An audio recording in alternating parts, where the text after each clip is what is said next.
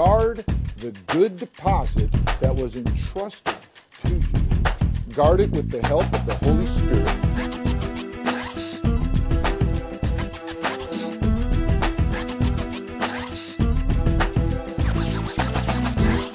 Ed, it's great to have you with us. My pleasure, thank you. It's kind of your first brush with ProVision Network. It is.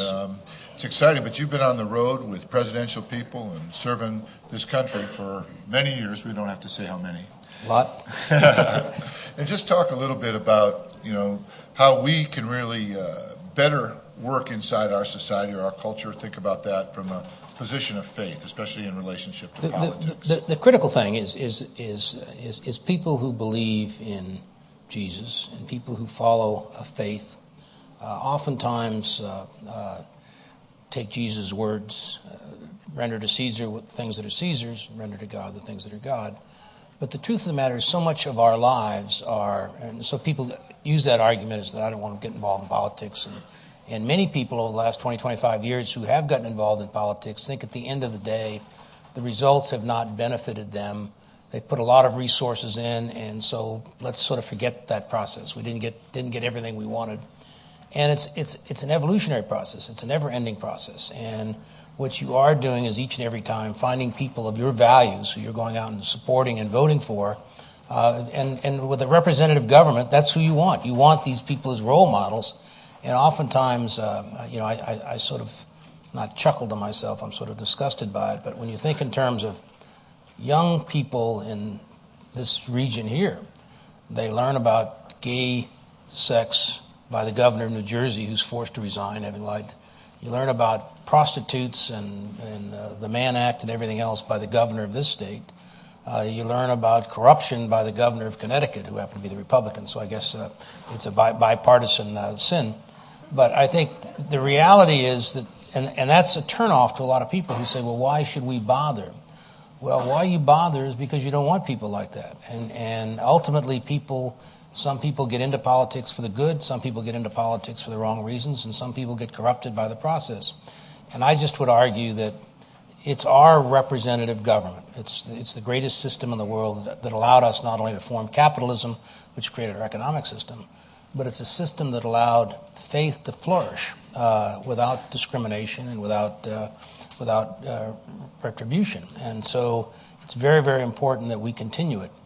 The lesson that I learned at a very early age in politics was I had a political mentor who said the three things about politics you always have to remember, and to a certain extent, it's three things. Same three lessons will be very important here. Find your voters.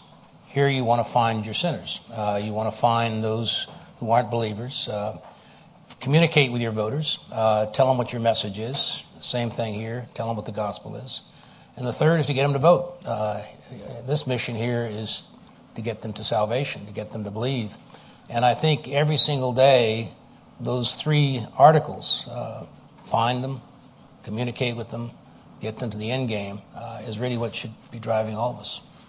I think it's great that you can make it so clear and concise and bring it so clear to all of us. And if you're going to speak to some next steps for a group like ours here at ProVision Network, what would you advise? Don't get cluttered. The problem today, we have so many means of communication.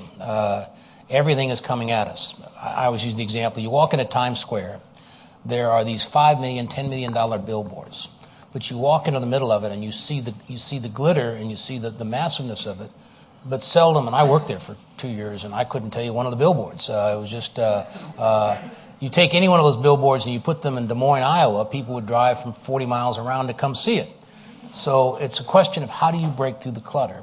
And there's so much clutter in everybody's lives today that your message has to be very clear. Obviously the message and the words of Jesus are clear, but there's clutter all around them. And so what you have to do, and as I was saying yesterday, I mean, in my faith, I have fallen away, I've come back, I've fallen away, I've come back, never losing my belief in Jesus. I've let my church, I've let pedophile priests, I've let a whole variety of things get in the way of what my real faith is. And my real message is not to let someone communicate for me or someone interfere with it.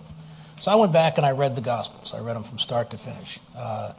And over everything else, I didn't do what Jefferson did. I didn't cut the paste and put a Bible together with the words. But if you read the Bible, you read the gospel, there's two words that come out in the driving message. Jesus told us to love everyone, love our neighbors, and forgive. And the forgiving is the hard part. That's right. Someone like Pastor Dan, who says he doesn't have, but it comes down to forgiving yourself. The message this morning of what you did yesterday, you can't change. What you do tomorrow, you can change. What you do today is what's all important.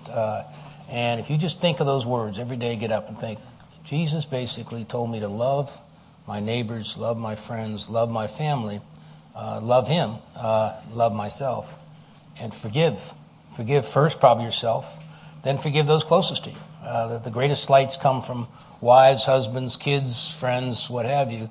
Esoterically, you can always say, well, I don't care about that person because it doesn't matter. I can forgive their slights. But the slights of those up closest, that often are the unintended slights, are the ones that you really need to forgive. For those of you who are watching and may not know who this is Ed Rollins, Edward J. Rollins, Jr., and he's famous, really, in my mind, for having run the most successful campaign for Ronald Reagan in 1984 when they won 50 out of 50 states. And I'm just saying that out there for Bob Beckel.